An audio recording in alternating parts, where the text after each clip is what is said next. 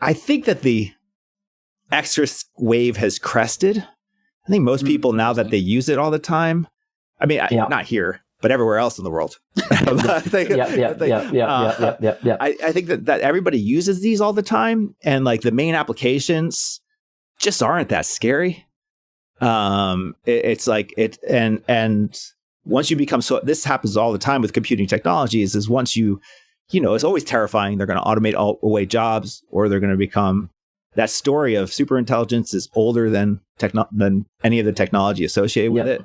Yeah. The word, you guys know this probably, but I'll bring it up again. The word robot comes from a play about a bunch of automatons that come to life and try to kill us. You guys didn't know this? Okay. No, that's great. That's a great factoid. Yeah. Nice. It's a Czech play. It's called Rossum's Universal Robotics. And it's about people build these machines to do labor, and then they become sentient and kill all the humans.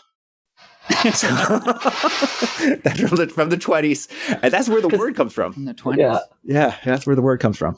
So when we're talking about this, we tend to lay some of the faults of this hype with like a certain style of probabilistic reasoning, which has sort of taken over like the AI rationality space, and that's the style of reasoning where you always talk in terms of probabilities, you put probabilities on everything, and then you start doing these expected value calculations. You have written about this in the context, especially of Nate Silver's book.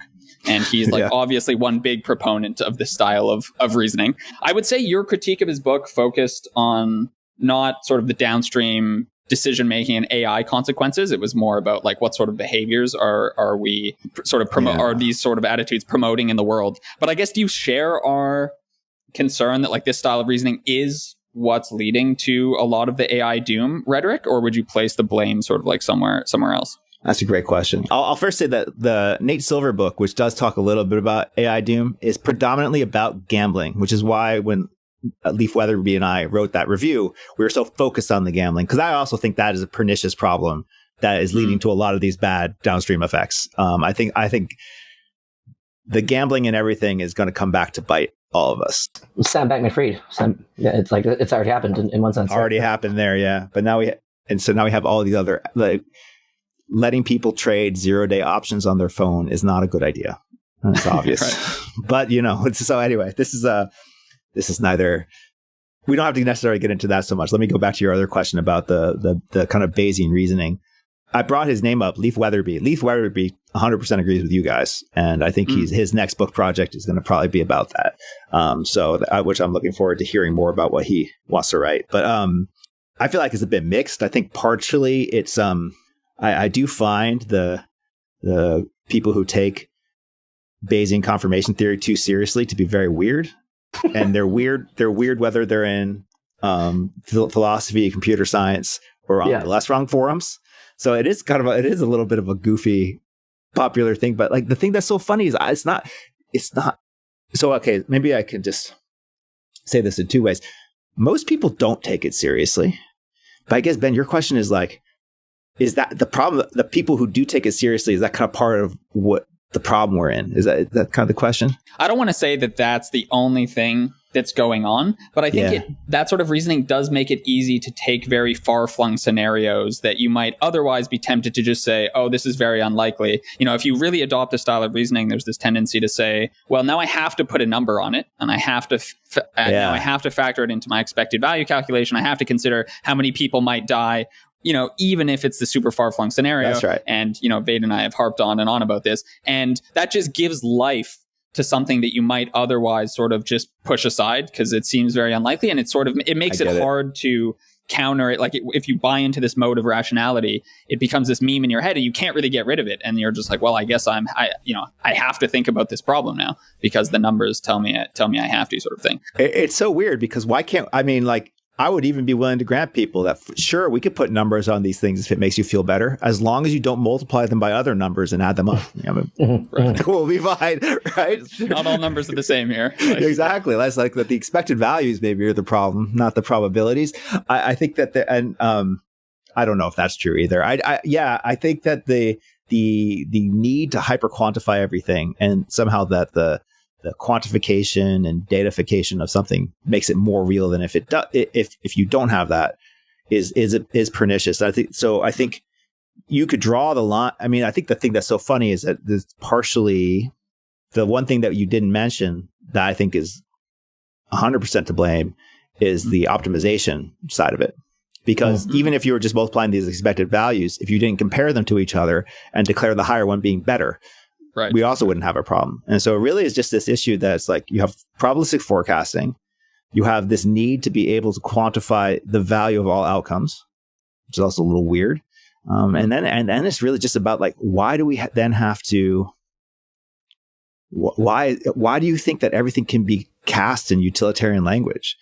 The thing that I don't understand, and like I think people have just come back to this. Like Bentham, I think was a big thinker and he was an interesting guy, but I just feel like you can't. I don't know how you can look at anybody's reading of utilitarianism in the past 50 years and come away with that there's anything other than like it just reveals grotesqueness in the way that we think about optimization. That thinking about optimization is itself grotesque.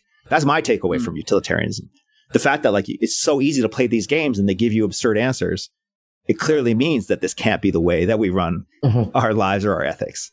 But that's my takeaway. I don't know. That's how I read Peter Singer. It's kind of like magical realism applied to mathematics, because you can just make up whatever scenarios you want and then make it rigorous in this very pseudo mathematical way, such that like you're so just arguing about the minutia of these equations that no one is just stepping back and thinking like, is this even possible? Like, can we predict the fucking future 1,000 years from now, like the long-termists do? Well, like there's no room to even ask those questions when you're arguing about if you should sum or integrate over these made-up numbers that you've just popped out of your head, you know. And so that it's just playing tennis without a net in some sense, because there's no data to constrain you by. But I think what you said there is interesting, because it's the same kind of people. Like I can't imagine. What if you went to the Less Wrong forum and you said, "All right, there's a town where a barber shaves every man who doesn't shave himself. So who shaves the barber?" And I feel like. Isn't that the Rocco Basculus? That's the same thing, right? Like, I don't understand. What are we doing, guys? Just chill. Yeah. Yes, language has paradoxes in it. Yes, exactly. Yeah. That's great. Part of what's going on is that there's a certain personality type, and presumably we would fall close to the epicenter here, where it's like people like math nerds, which presumably we all are. You know, we like these neat, coherent systems that we can argue about and that are clean to articulate and you can get clean answers out of. And then there's like this step where people just want to take this sort of reasoning and apply it to the very messy real world. And I think there's some people who look at the sorts of paradoxes you get from trying to do that, and they'll just say, well, clearly this isn't the answer. And then there's another kind of person that looks at those same paradoxes and recognizes their issues, but then just says, these are like problems to work on. This doesn't say that trying to mathematize the world is the wrong thing to do. This just says that like, we have to figure out what the right mathematization is. And that's an interesting, I don't know if that's just a psychological difference in like a predisposition to want to categorize the world or like what exactly is going on there. But it's a very different way to approach the problem. I think it's just, it points to the danger of spending too much time on the internet.